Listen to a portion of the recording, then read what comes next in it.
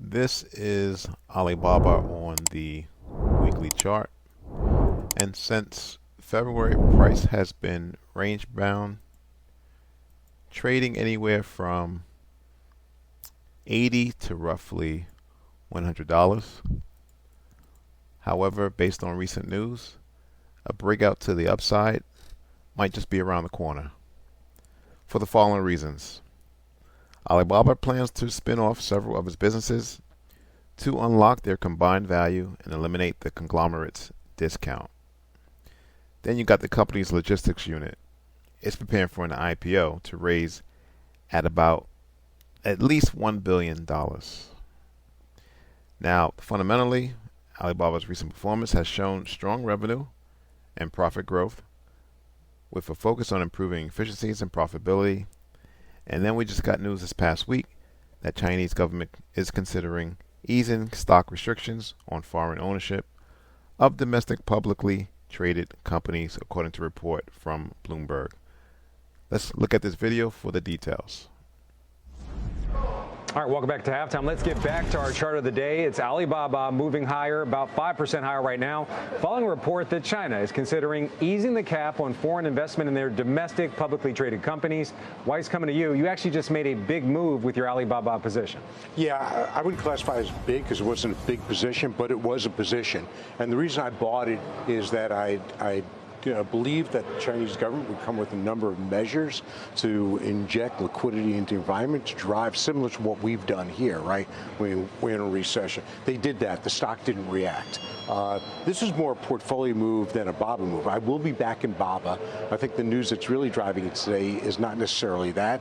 It's that they're going to spin off one of their companies to do an IPO. There are 5 more of those to come. The stock was, when I bought it, was about 8 times earnings. That's why I bought it. So this is a portfolio move. I'm well aware of all the risks of variable interest entities. I sued 2 companies that were them, iKang and EHI Car Rental, which is the second largest car rental company. So I get all the risk. But away from that, the other reason I sold it is Xi is off the rails. I mean, he's just going crazy, and he's getting rid of all his ministers. It's unstable there, and then they continue to circle Taiwan with planes. I don't see them invading necessarily, but if they blockade. So all those issues, I said, let me just step back, give my market view, and get out. But I will be back into it. There's just too much value there. Really quick, I want to get over to Steve because he actually bought some Alibaba a few weeks ago, but you think there's appetite for a spinoff from Alibaba even after the IPO performances that we've seen over the last week or so? Yeah, it's a spinoff in Hong Kong. It's not a spinoff in the U.S. I understand. So when you own Alibaba, you don't own the assets. You own a revenue stream. That's the VIE. So you will see it. But there's a chance also they say, to the U.S. shareholders, hey, screw you.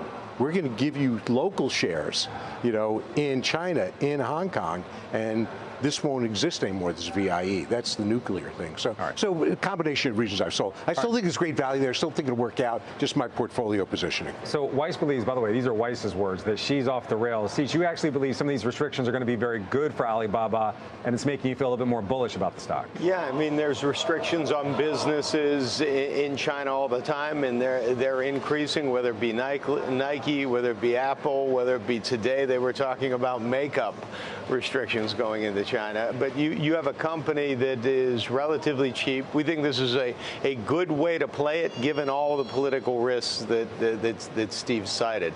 They have a 50% market share, touching 70% of the population. Stock trades at 10 times at a discount to its long-term average and a 40% discount to the Chinese tech sector. So policy that's likely to be supportive as well. So we think it's kind of an inexpensive way to play it. You have that margin of safety, and that's how we're doing it. I'd be much more worried about Tesla, frankly. I mean, you've got the Chinese government, and you've got massive competition in the EVs. China wants to support those to the extent, and if they will do what they did to Apple, think of what they will do to Tesla. So, and Tesla's been cutting prices there like crazy. So I think Tesla, if we do see an issue with Taiwan, I mean, say goodbye. Brent, you're in on Tesla, so do you agree with what he has to say? No.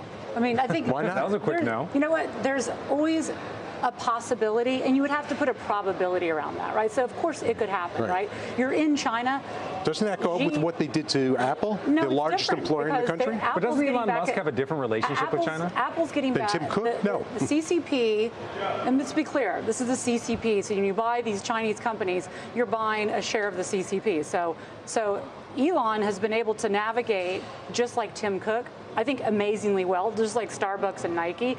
But Apple's ban at the offices was more as, I think, an affront to Huawei. And so in TikTok here in the U.S., right? Tesla has, the head of Tesla Shanghai is, a Chinese local and has done very well. That's true of every company that's in China. They're all locals. Yeah, it's a risk, but I mean, I would not factor that into my decision to buy or not buy Tesla, that Xi Jinping and his group are going to say no more Teslas being What's sold. more important, the massive EV industry in China, right, or Tesla?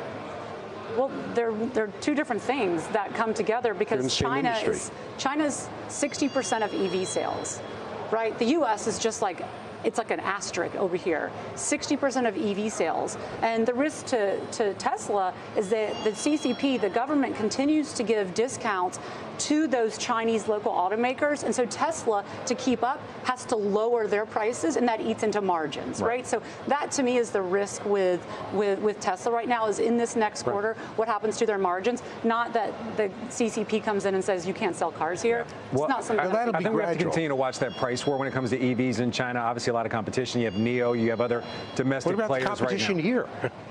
What do you mean with the big three automakers? Tesla, yeah. Oh. There is no competition. Yeah, like on EVs, there's no competition here? There's some, Ford EV. There's a lot. No one wants to buy these other EVs. People want to buy the Tesla EV. That's just not true. That's just not true.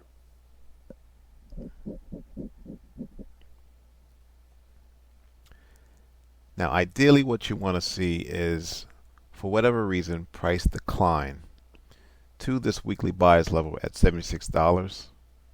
And that would be the opportunity to go long, as this $76 represents price at a discount. You can see back in November, the zone was formed. You had a rally in price, one basic candle, and then a rally out. Price came near the zone back in March before shooting higher. Price nipped its toes at the top of the zone before shooting higher. It would be nice if price declines again. The setup would be to go long with a first target at $100. Thanks for watching. Subscribe. Please like the video.